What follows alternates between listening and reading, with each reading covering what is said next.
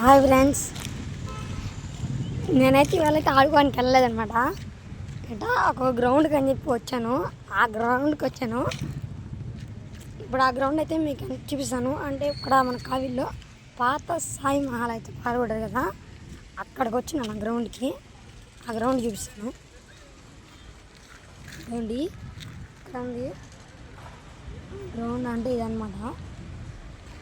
నేనైతే ఇక్కడికి రాగానే ఆవు కనింది, ఈయనంటారు కదా అదే. ఇప్పుడు ఆవును చూపిస్తా చూడండి. అక్కడ కూర్చోండి చూడండి.